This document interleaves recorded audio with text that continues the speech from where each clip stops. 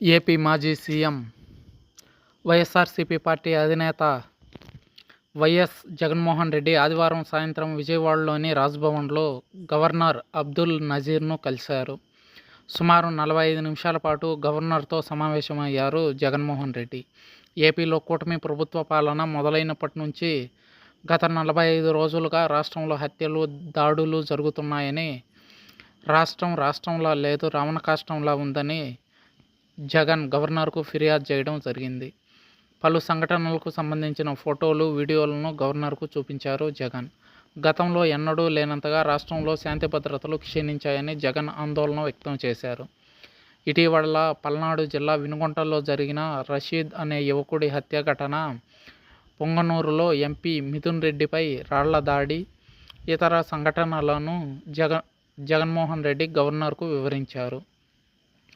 అంతేగాక ఆయా ఘటనలకు సంబంధించిన ఫోటోలు, వీడియోలను కూడా గవర్నర్కు అందించారు.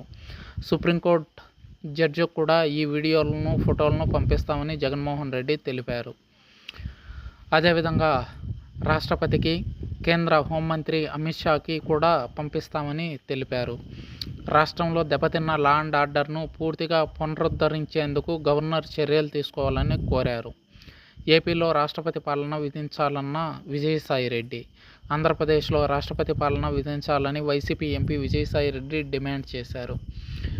రాష్ట్రంలో శాంతి భద్రతలు లేవని ఆరోపించారు. వైసీపీ వాళ్లపై దాడులు చేయడమే కాకుండా తిరిగి తమపైనే కేసులు పెడుతున్నారని మండిపడ్డారు.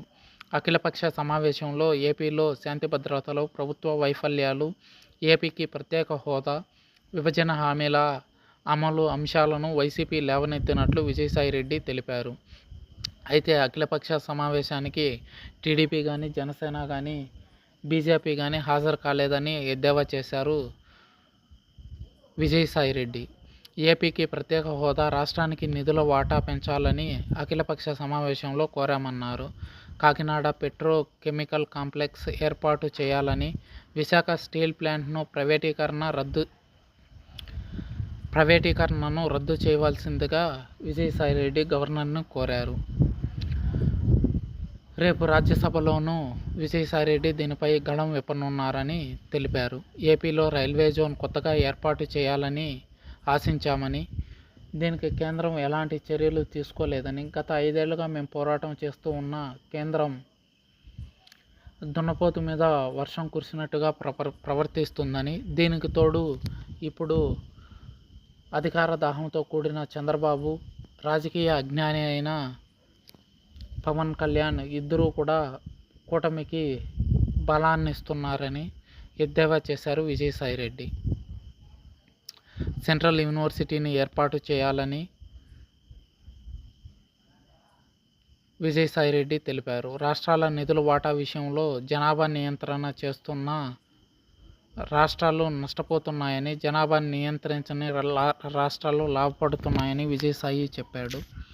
దీనిపై తెలుగుదేశం ఎలాంటి నిర్ణయం తీసుకోకపోవడం హాస్యాస్పదమన్నారు.